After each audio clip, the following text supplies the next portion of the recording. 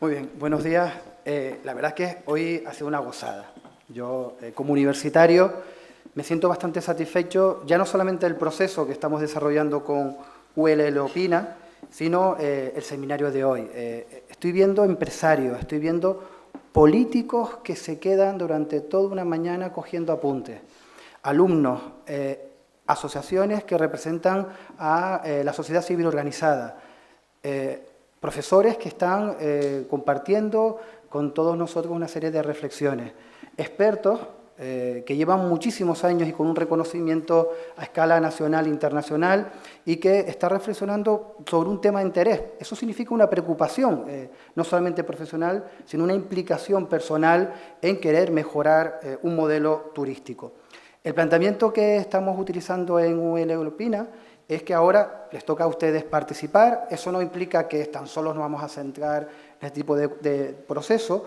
Tenemos abierta la página, el blog, la página web www.ul.es/opina y ahí pueden ustedes incorporar cualquier sugerencia. De hecho, ya hay algún profesor que la ha incorporado. Se la trasladaremos al grupo de expertos y en algún caso aparecerá publicada, como ya ocurre en el primer libro del Sistema Electoral Canario, aparecerá, si el autor así lo considera conveniente, publicada en el libro que esperemos, ¿verdad que sí?, salga de aquí a un mes. Dicho esto, tengo una serie de preguntas, pero si hay alguien en la sala que quiera preguntar, la idea es centrarnos fundamentalmente en los expertos. Hasta ahora le ha tocado a ellos hablar, que ahora le toca hablar a ustedes y preguntar todas aquellas cuestiones que consideran sugerentes y que consideran que pueden aportar ideas, opiniones al debate de hoy. ¿Alguna intervención? Lo que sí pido, por favor, es que sean muy cortas, muy cortas en el sentido del tiempo, o sea, muy escuetas para que el debate sea bastante interesante. Ahí, a ver, por aquí hay... Yurena, allá.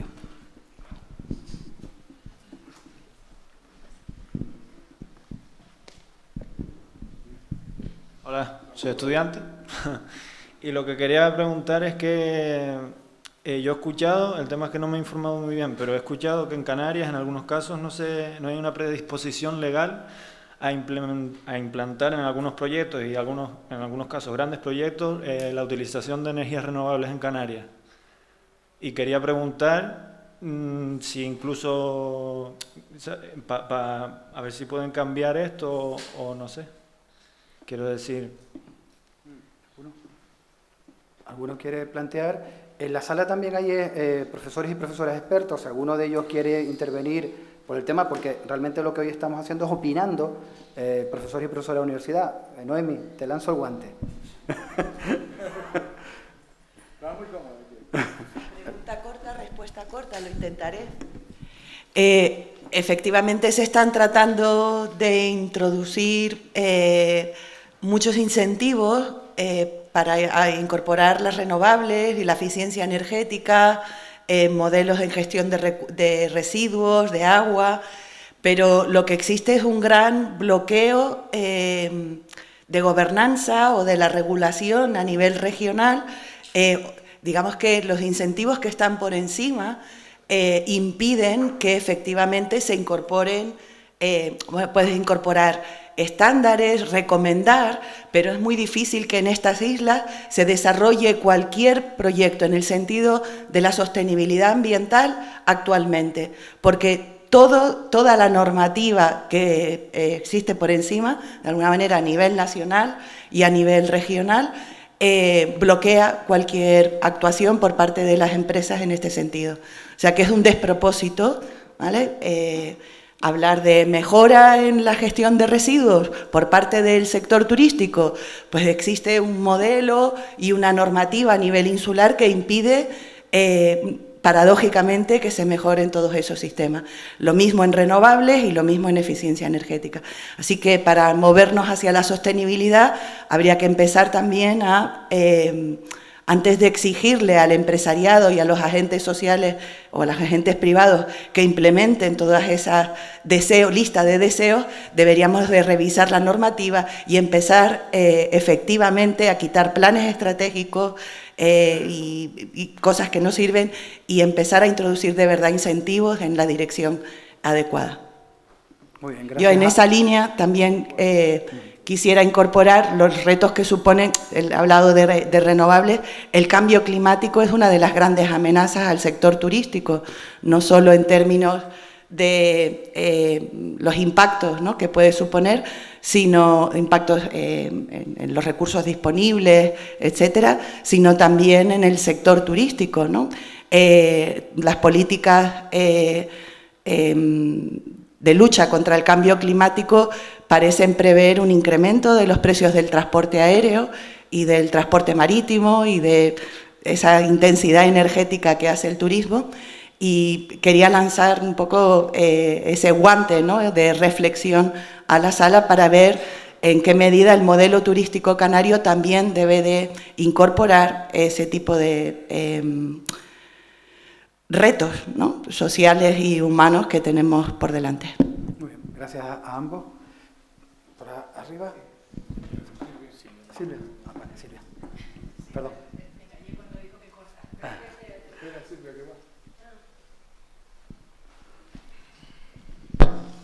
Hola, me llamo Silvia, yo llevo el Departamento de Investigación Turística en Turismo de Tenerife y yo quería aportar una cosa al debate que me gustaría que lo pusieran sobre la mesa.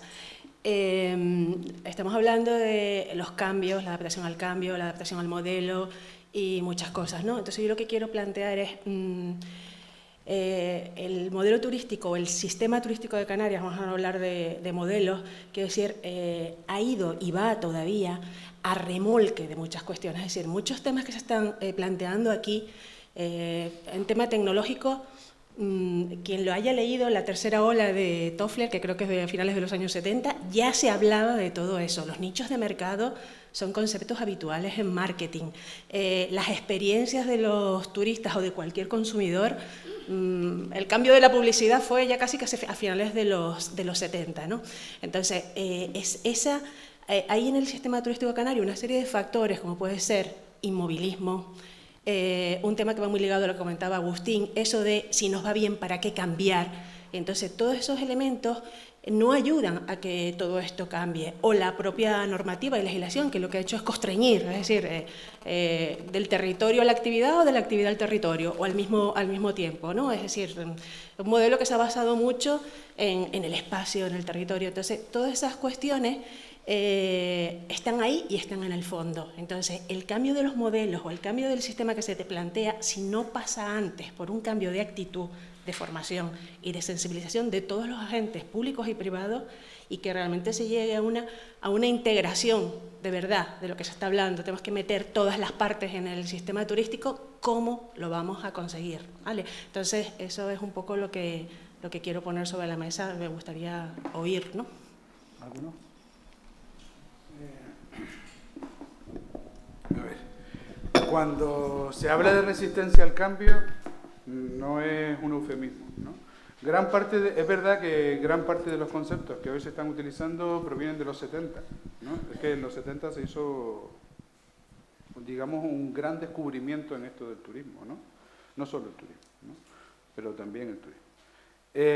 Las mejores tipologías y las más completas son de los 70. En los 70 se hablaba de turismo experiencial y emociones, ¿no? Ahora estamos como con el descubrimiento de la moda de los 60, pues lo mismo, ¿no? Estamos releyendo los 70 y bien, ¿no?, porque se está avanzando. Sin embargo, una cosa, Silvia, que dices, y con mucha razón, es lo de la resistencia al cambio y el inmovilismo, ¿no? Cuando 2009, bueno, en 2008 más que 2009, en 2009 fue cuando fue el zapatazo más fuerte, pero en 2008 con la crisis, a nosotros nos empezaron a llamar muchísimo, ¿no? Todo el mundo estaba preocupado, todo el mundo quería revisar su empresa, todo el mundo quería, ¿no? El remonte 2009-2010, ¿no?, ha venido muy bien a efectos sociales, de empleo y económicos, y ha venido muy mal en conceptos de renovación, ¿no? De nuevo todo, pero muchísima gente aparcó la cosa. Ahora tenemos que escapar con esto. Y ahora queremos más, ¿no?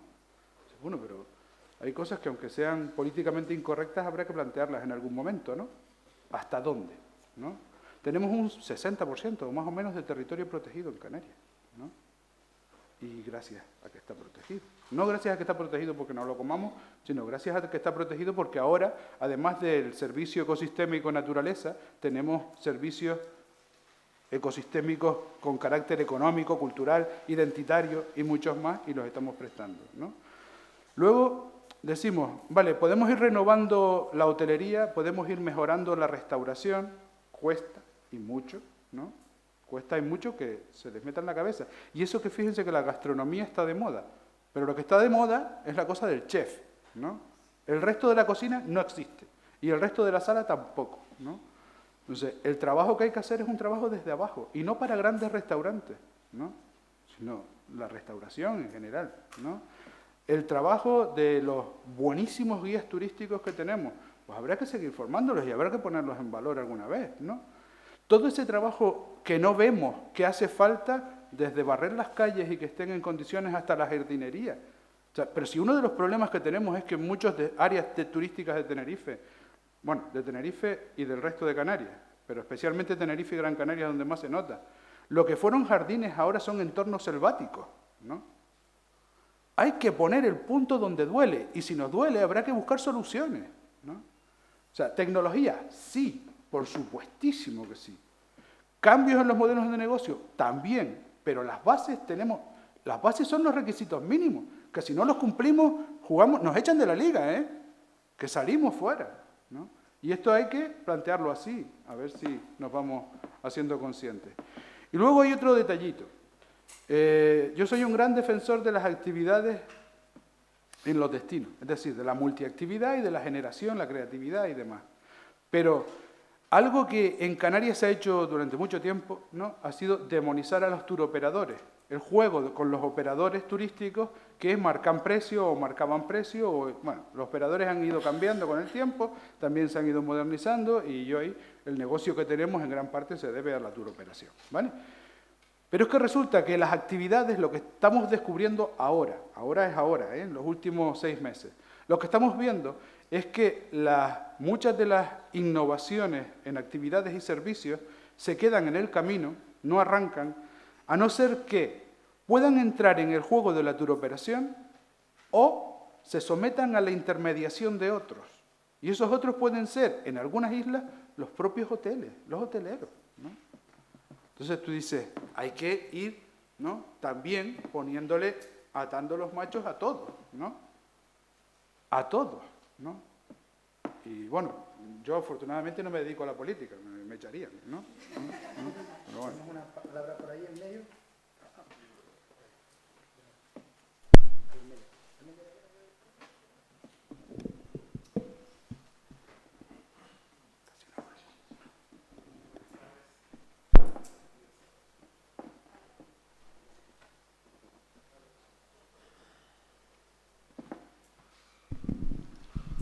¿Qué tal? Buenas tardes.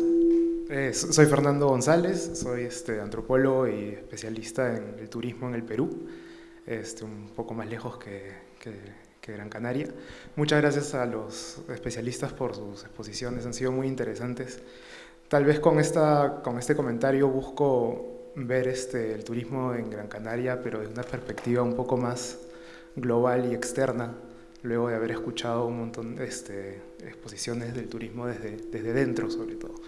Y es cómo ven el turismo de Gran Canaria, que es definitivamente, a comparación de otros destinos turísticos en el mundo, es un destino maduro, como bien ustedes lo han dicho, con una cantidad de décadas en la espalda.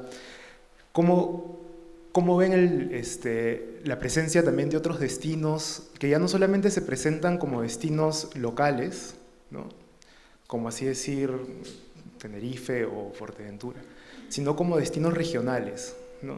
Nos encontramos en un momento en que definitivamente el turismo también se va por regiones, ¿no? Vemos turismo en Sudamérica, por ejemplo, en donde ofrecen una cantidad de productos, entre ellos el producto de sol y playa, pero también productos étnicos muy fuertes, productos de naturaleza muy importantes, ¿no?, y que definitivamente están captando de alguna manera ese mercado que sostiene la industria turística en diversas partes del mundo. Y no solamente digo esto con referencia a Sudamérica, que es el área en donde yo me especializo, sino también en otras regiones, como por ejemplo el sur de Asia, ¿no? Que también está surgiendo como un referente importante en la industria turística global. Entonces mi pregunta es, ¿cómo ven ustedes eso, ¿no? Ya como un destino turístico maduro, ¿no? En donde se discute la idea de modelo, lo cual en países como Perú eso ni siquiera está en pañales, está en una etapa embrionaria, por así decirlo, ¿no? ¿Cómo ven ustedes la presencia de estos destinos emergentes, más regionales y más complejos, ¿no? Si es que es válido decir más complejos. Raúl, Gracias. ¿tú puedes contestar? Bueno, no, vamos a ver, la pregunta es muy amplia, o la intervención. Canarias tiene un modelo, digamos, de turismo familiar, de proximidad, un turismo cómodo para el turista. En ese sentido, seguimos dependiendo de los turoperadores, pero entran también, hay posibilidades para la comercialización directa en la medida en que bueno, para el turista, un turista repetidor, tiene una confianza en el mercado, en las empresas de destino y demás, que puede, en ese sentido estamos en una situación muy diferente, estamos en una situación de madurez, y aquí es donde tenemos que jugar nuestras bases de, como comentábamos, de liderazgo, y adaptarnos a ese cambio para mantener ese liderazgo. Pero yo también insistía en mi intervención en ir pensando también que esto, hace unos días escuchaba una intervención de un destacado dirigente empresarial o líder empresarial que planteaba que como solución para la isla, pues 20 nuevos hoteles o algo por el estilo. Los costes de mantener el modelo expansivo pueden ser importantes, y eso de alguna manera sería, por así decirlo, sería la solución más sencilla. Es que en el fondo, y tenemos que decirlo, aquí se hace buen turismo y se hacen buenos hoteles, o sea, eso lo tenemos trillado, machacado, y eso nos ha llevado a ser líderes, pero digamos, hay unos ciertos límites de ese crecimiento y unos rendimientos decrecientes de ese crecimiento, y en los destinos maduros hay que apostar por ampliar esa perspectiva e ir pensando en otros elementos de la cadena de valor, como los empresarios de Baleares que están dirigiendo hoteles en medio mundo, las grandes cadenas turísticas. Eso es lo que ha faltado aquí. O los empresarios de Ibiza que están con la música, con los festivales, con el ocio nocturno, están vendiendo en medio mundo también su modelo de negocio, y ir avanzando en esa línea. Pero para hacer eso, ya el tener buen clima no nos ayuda. Para ser líderes en el mundo, tener buen clima no nos ayuda. Para eso hay que competir en otras condiciones. Claro, podemos poner más hoteles, y ahí sí tenemos esa ventaja casi absoluta climática, pero ahí, bueno, hay un margen, hay que gestionar ese liderazgo, pero el margen de crecimiento es escaso. Estamos en una circunstancia obviamente totalmente diferente, ¿no?, en estos destinos maduros, y en Tenerife y Gran Canaria particularmente, en otro momento de la historia, ¿no? Por ahí, al lado de Silvia. Sí.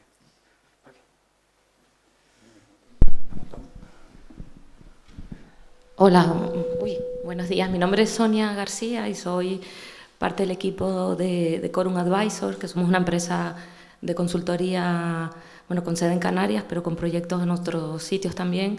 Y dentro de la empresa lo que yo hago sobre todo son trabajos de sostenibilidad y muy enfocados a lo que es medición de huella de carbono, ¿no? Quería un poco responderle no me acuerdo el nombre a tu pregunta inicial. Yo creo que aquí la dificultad que tenemos en Canarias de apostar más por las energías renovables, y más con el enfoque tan importante que tenemos ahora con este apoyo al gas natural, yo creo que va a ser absolutamente, no voy a decir imposible, pero muy difícil que la realidad de un destino que apueste por energías renovables en el sentido al siempre entendido como es, no con medias trabas ni con energías de transición, va a ser casi imposible. Yo me estoy encontrando todos los días hoteleros que ante reducir la huella de carbono con una energía limpia que les produce ahorro o enchufar el aire propanado, que es lo que tenemos ahora, van a ir al ahorro económico sin ningún tipo de contemplación. Por supuesto, cada uno maneja su bolsillo, ¿no? Entonces, a pesar de que cuando les cuentas que no se pueden calentar las piscinas exteriores, que eso es un incumplimiento absolutamente de la legalidad, pues bueno, todo el mundo se busca la vida ahí. Entonces yo creo que es importante desde las instituciones reflexionar sobre esa apuesta por el gas natural, si de verdad queremos apostar por una energía, un destino renovable. Se trata de cuestiones de que hay que incorporar a esa revisión del modelo turístico. Por aquí también tenemos, aquí justamente ahí al lado tuyo, sí, que había pedido la palabra, ¿no? Por aquí, bueno, no era realmente para ustedes, era para mi cámara, pero ya que me la sé, fantástico. Yo soy periodista, tengo un programa que se llama La Hora del Turismo en radio y en televisión. En radio hacemos 10 años esta próxima temporada y en Televisión Canaria estamos con la 4ª temporada. Antes que nada, felicitarles a todos ustedes. Yo como universitario, porque yo pasé por la Facultad de Filosofía y la de Periodismo y sigo siendo universitario, echaban falta algo así, referido y teniendo como centro y foco de atención el turismo. Desde aquí, simplemente a título personal, muchísimas felicidades. He hecho en falta, como periodista y como universitario, pues una parte del debate fundamental, que sería la de los medios de comunicación. Cuando tanto se repite la sensibilización, la concienciación, el hecho de que no se cuente con los medios de comunicación ni se analice cómo se está tratando la información fundamental para lo que debería ser una asignatura de primer curso en los alumnos de Canarias, que no lo tengamos regulado, sobre todo cuando estamos hablando de competencias y tenemos las competencias en materia de educación, y que no haya una asignatura de periodismo en los más pequeños, es algo que todavía no deja de sorprenderme. Y mira que llevamos 10 años con este proyecto de radio y de televisión. Pero bueno, a lo que vamos. Y yo, como creo que estamos en el foro indicado para crear debate, y yo, con la salvedad que le hice antes a Francisco Villar, de no serlo públicamente a través de los medios de comunicación, pero yo que estamos en un foro de reflexión académico, me gustaría, evidentemente, lanzar la primera piedra. En ese sentido, me gustaría conocer, de manos del catedrático y de un experto en materia urbanística, qué le parece la ley del suelo que está a punto de aprobarse por el gobierno regional. Muchas gracias. Además, en este caso, juez y parte, creo, ¿no? Tenemos hasta las 8 de la tarde.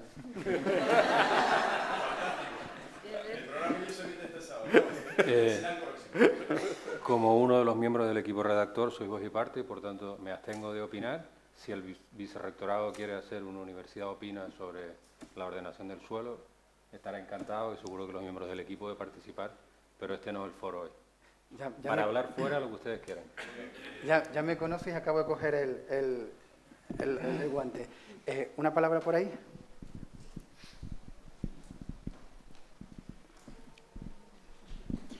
Bueno, yo aprovechando que están miembros del Gobierno y de la asociación ASCAP, quería preguntar cómo va la negociación con el Gobierno para modificar el Real Decreto que regula el alquiler vacacional, los pasos que se están siguiendo y si también se plantea introducir que se puedan realizar esta actividad en viviendas de suelo rústico.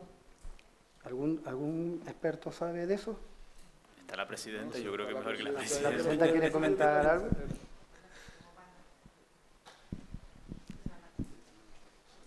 En tal caso, la idea hoy es más o menos que dentro de la discusión del modelo aprovechen los expertos y esos debates los vamos a dejar para otros foros más convenientes. Hoy vamos a hablar de cómo poder incorporar ese modelo y de hecho aprovecho porque una de las preguntas que se nos ha hecho directamente para Desiderio es si las viviendas vacacionales forman parte de un nuevo modelo de negocio, cuáles son sus ventajas, si hay que incorporar la opinión de los residentes y si realmente generan una redistribución de la riqueza.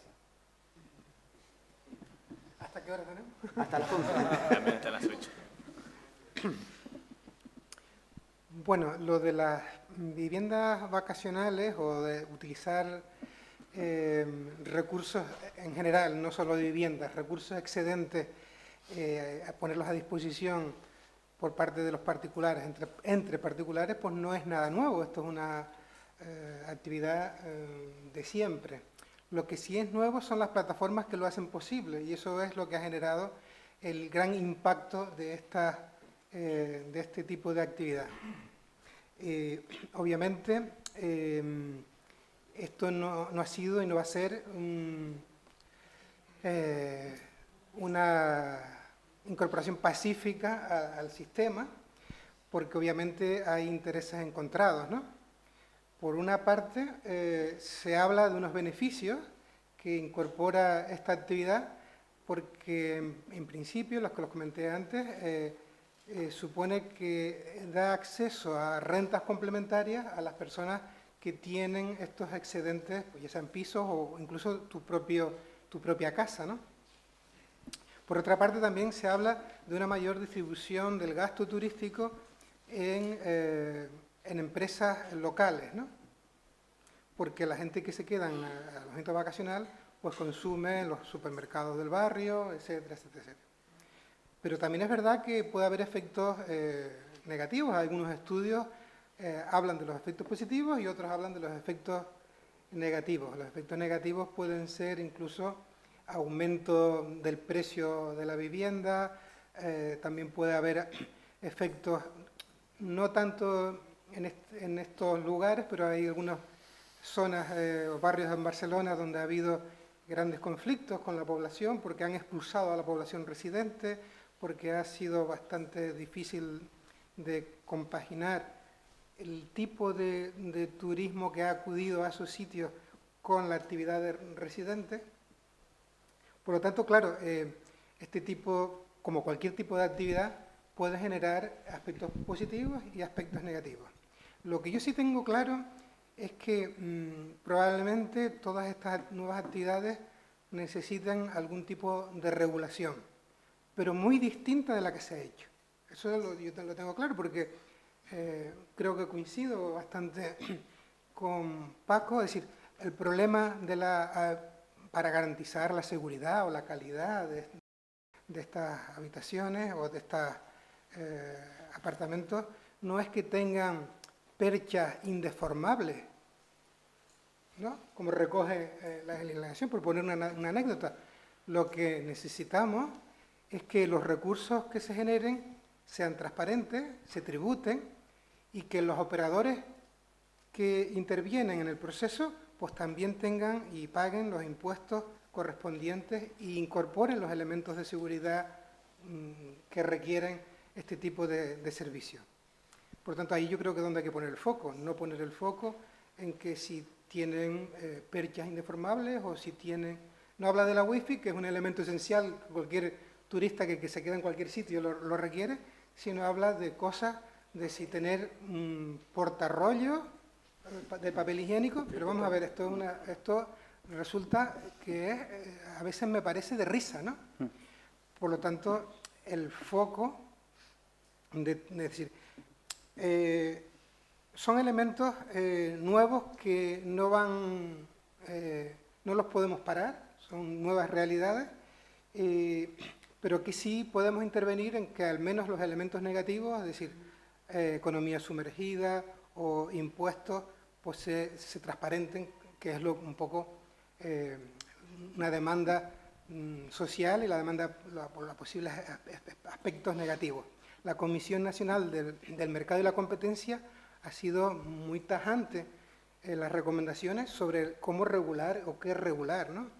Y, vamos, ha desmontado el decreto autonómico de arriba abajo absolutamente. Y sé que están en negociaciones de un nuevo decreto, pero tampoco es el objeto ahora. Lo que, en general, están apareciendo nuevos modelos de negocio, nuevas situaciones que hay que tenerlas en cuenta, ya seas tú de destino turístico o ya seas tú un operador. Entonces, lo de Quique Sarasola es un ejemplo magnífico de cómo reaccionar a nuevas demandas, a una situación emergente diferente. Aprovechando sus recursos en los hoteles, ha montado un sistema donde los recepcionistas son los anfitriones del turista en sus viviendas, ¿no? Entonces, estos nuevos conceptos son realmente los que son importantes, ¿no?, de valorar en todo este esquema. Podemos estar hablando mucho tiempo, pero tampoco va. En relación con eso, nos trasladan una pregunta al profesor Villar sobre su opinión sobre el decreto 113/2015.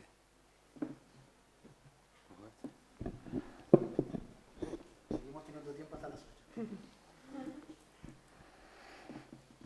Vamos a ver, el decreto 113/2015 regula las viviendas vacacionales y las prohíbe básicamente en las zonas turísticas. Ese, en definitiva, es el resumen de ese decreto. Las viviendas vacacionales es un asunto que esta comunidad autónoma ha estado mirando para otro lado desde la Ley de Turismo del 95. No es cierto que las viviendas vacacionales las acabemos de descubrir ahora, solo que es más fácil de comercializar ahora. Aquí hay mucha gente en la sala que sabe que sus padres tenían un apartamento en el sur y lo usaban los 2 meses de verano, y de resto había un señor o una señora en el sur que se ocupaba de buscar alemanes e ingleses y pasarles todos los meses una cantidad, y preferiblemente los propietarios procuraban no preguntar cómo funcionaba el sistema y qué comisión se llevaba. Eso generó rentas complementarias y eso generó una riqueza en Canarias determinada, por tanto no es nuevo, ¿no? Lo nuevo es verlo encima de la mesa. Tenemos cierta costumbre de parecer que si las cosas no las vemos, no existen, y además las podemos prohibir, ¿no? Bueno, dicho esa hecha reflexión inicial, decreto 115 del año, o 113 del año 2015, en mi opinión, sobre este asunto es la misma que mantuve en un informe que le hice al Cabildo, lo recordaba ayer, mirando, preparando esto de hoy, en el año 2008. Lo mejor en todas las cosas es no prohibir, sino regular. ¿Cuánto regulamos? Habrá que preguntarse, lo acaba de decir Desiderio, ¿por qué hay que regular? Evidentemente hay que regular. Es más fácil decir por la transparencia fiscal y que paguen los impuestos. Y bueno, habrá que regular por eso, claro, pero habrá que regular también. Las cosas se regulan porque producen impactos para terceros, para terceros privados o para lo público. Por eso se regula. Y si no, la regulación no tiene sentido.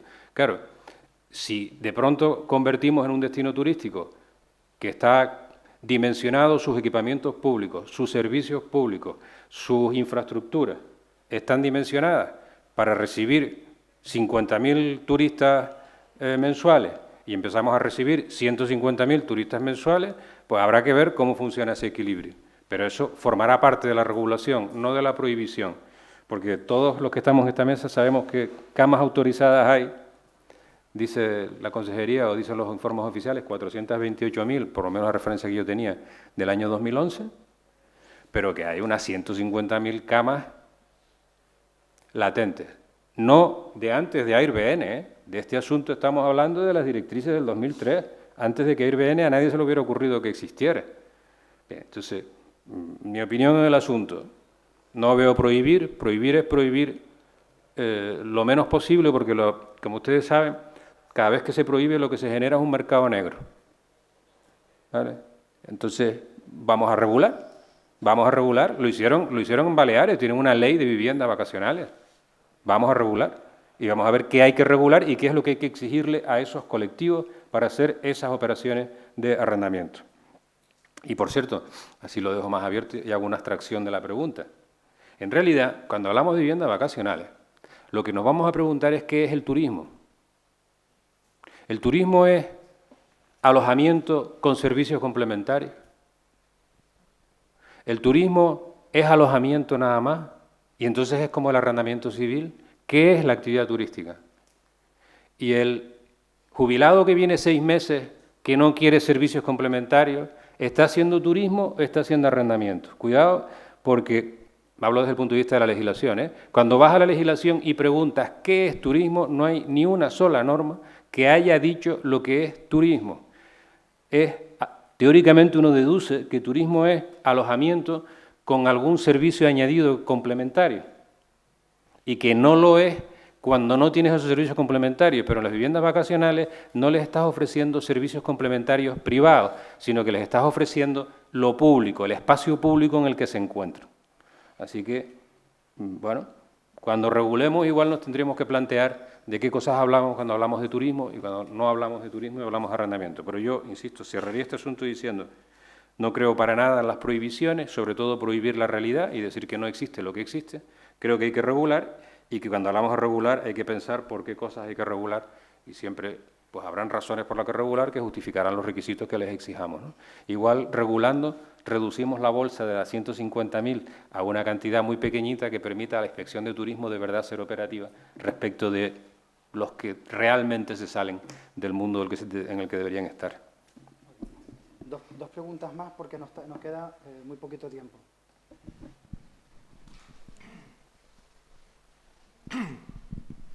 Bueno, solamente poner foco en una cosita que Agustín ha puesto ya foco en su resumen, lo que le dio la gana. Gracias, porque fue muy bueno el resumen y aún mejor lo que te dio la gana.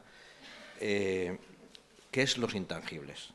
Creo que se ha puesto de manifiesto modelos de negocio cuando hablaba de Siderio, tú cuando hablabas de intangibles, pero creo que tenemos que replantearnos que el turismo no es un producto, el turismo es un servicio. Y en la medida en que cada día es más experiencial en la realidad, no porque se pronosticó desde los 60, es enteramente un servicio. Y como muy bien decías, lo voy a decir con otra frase, pero eso es lo que venías a decir, al final la experiencia en el destino vale lo que el eslabón de la cadena. Aquel taxista que no habla inglés y que encima es un deslenguado, en su jerga, en la que sea. ¿No creen que debemos replantearnos esto? Que tenemos que plantearnos más esto como servicio y empezar, como muy bien señalabas, desde la base con los profesionales y con la ciudadanía, a contemplar que tenemos que ser una tierra que presta servicios con vocación de servicios y que si no servimos, no servimos, ni para el turismo ni para nada. Es otro el debate que habría el rector de si industria o otras cosas alternativas al turismo, pero el turismo, por suerte para nosotros, es transversal absolutamente a todo, también se señalaba, lo señalaba Raúl sobre todo, ¿no? Creo que debemos poner un poco más de foco en esto, también se señalaba no hacer tantas apps, pero sí hacer lo que hay detrás de una app. Detrás de una app debe haber un modelo de negocio, detrás de una app debe haber servicios, etcétera, etcétera. ¿No creen que deberíamos replantearnos esto, producto versus servicio? Intentando ser extremadamente breve.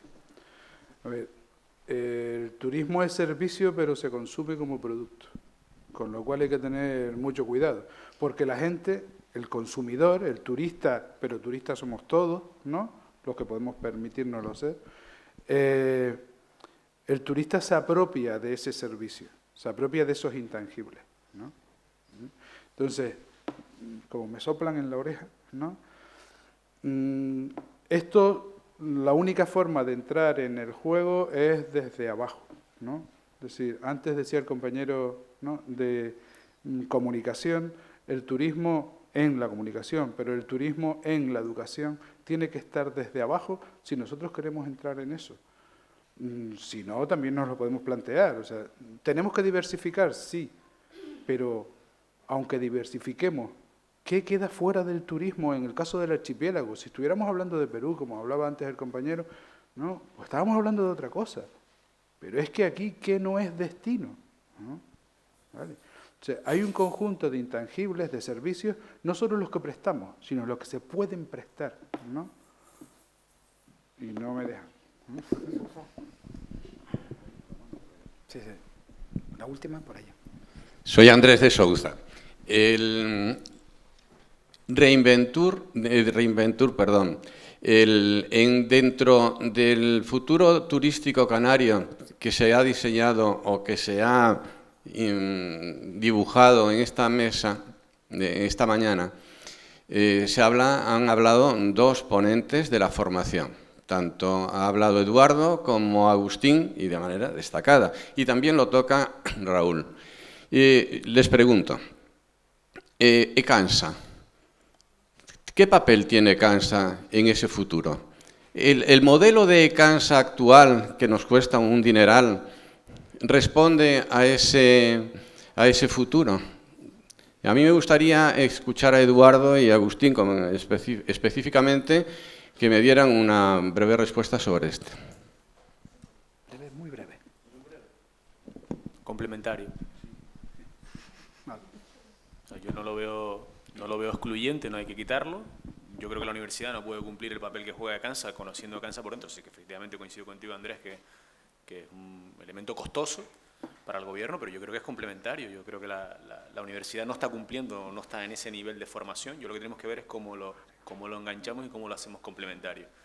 Esa es mi visión, aún teniendo un familiar que ha hecho los estudios dentro de Ecansa y conozco perfectamente cómo funciona Ecansa. Perdona, aunque no me hayas preguntado a mí, yo voy a contestar. No. Bien, te gusta un micrófono.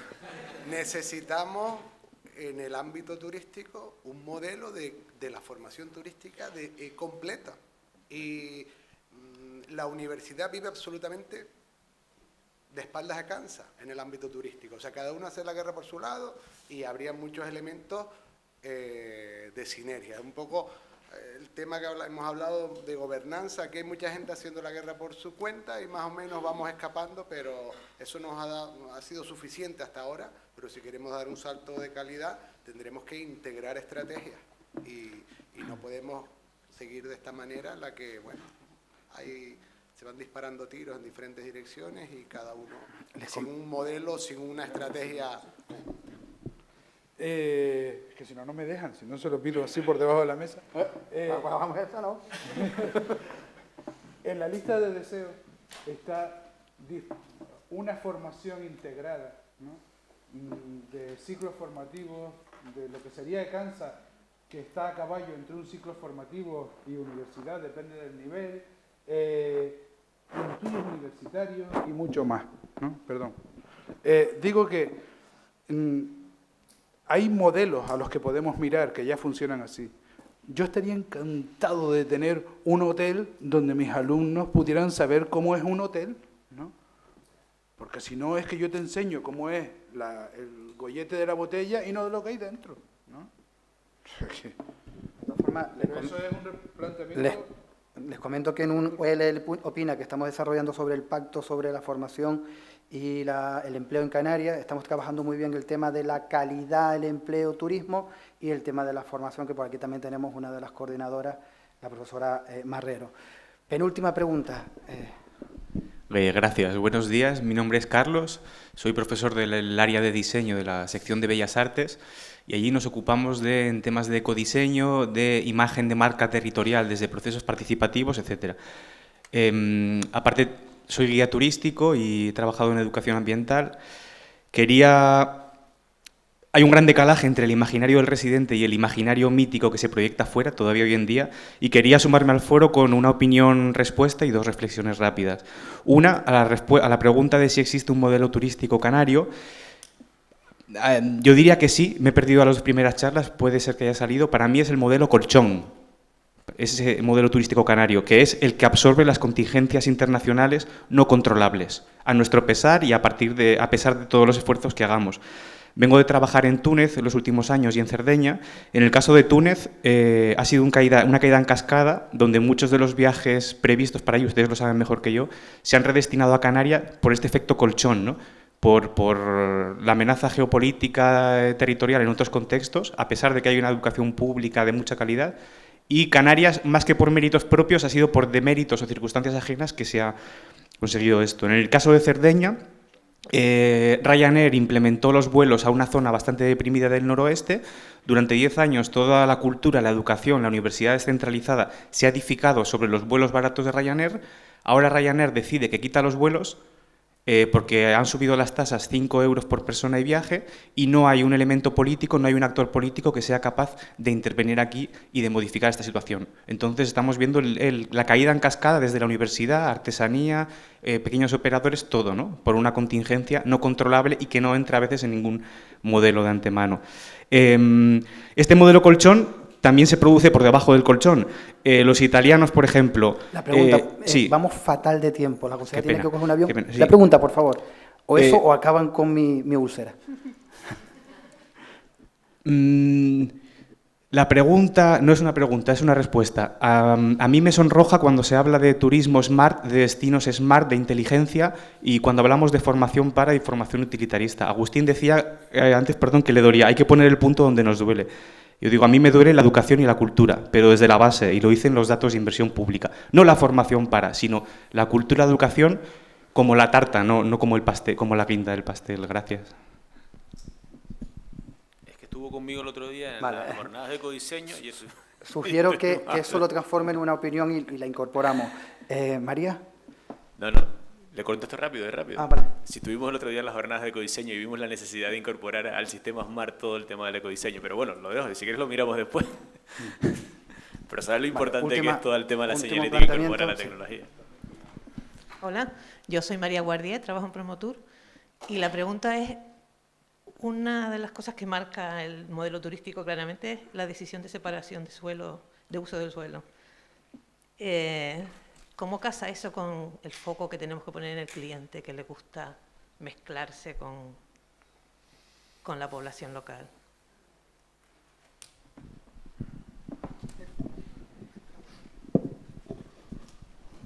Es complejo, pero intentaré ser muy breve. No nos dejemos llevar por los conflictos mediáticos. No es cierto lo de la separación de uso. Desde las directrices de 2003, lo que se dijo es que había que, si habían zonas turísticas como tales exclusivas, que se mantuvieran y que se resolviera la compatibilidad y las condiciones de compatibilidad entre el turístico y residencial en el resto de las zonas. De pronto, hemos descubierto el decreto 113 y sobre todo la ley 2/2013 y una determinada interpretación de la ley 2/2013 de renovación turística que parece que está diciendo que el residencial tiene que estar expulsado de las zonas turísticas.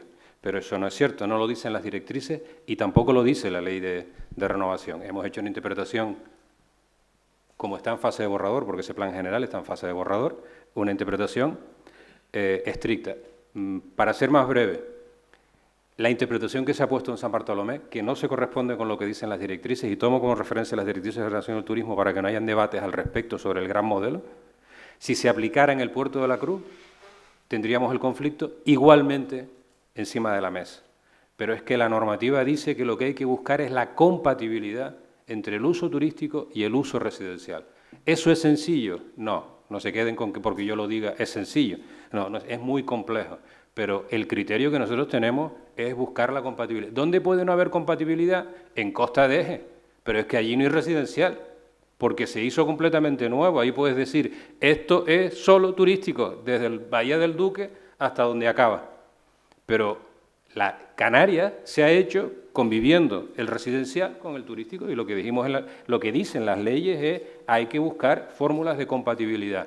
Y si generamos 16.000 alegaciones a un plan general, es que no hemos dado con el punto de equilibrio. Bueno, quedan muchas cosas en el tintero. Repito, le invitamos a que lo transformen en sugerencias, en opiniones concretas. Y de nuevo agradecer a los expertos que están participando en este proceso e invito a la consejera para clausurar esta jornada de hoy tan intensa, pero también apasionante.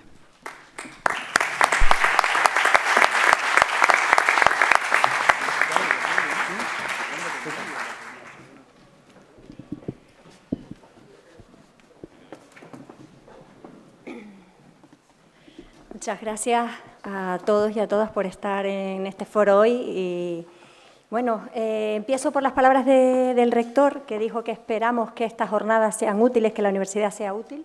Yo creo que lo ha sido, por lo menos para mí, y creo que todos también, para todos. Y en la misma línea me quedo un poco con los deseos y las reflexiones que conjugan la de todos los ponentes hoy, en que hay mucho trabajo por hacer, pero es responsabilidad de todos. De los alumnos, prepararse, que serán los que lo van a ejecutar en breve, de los profesores seguir adecuándose a estos cambios, a esa flexibilidad, incorporar estas propuestas a la sociedad real, de los que estamos en las tareas de responsabilidad política, tomar buenas decisiones basadas precisamente en todas las aportaciones de toda la sociedad, de la universidad, de todos los sectores, de la Asociación de Vivienda Vacacional, todos aportamos y construimos este modelo. Por tanto, a trabajar y seguir con ilusión, porque yo creo que tenemos un modelo de éxito, pero no nos podemos quedar aquí. La inacción no es una opción, lo solemos decir.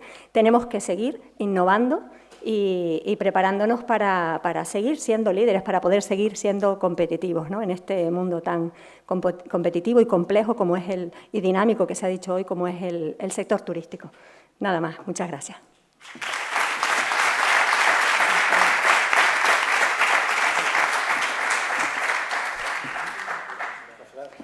Damos por clausurada la jornada.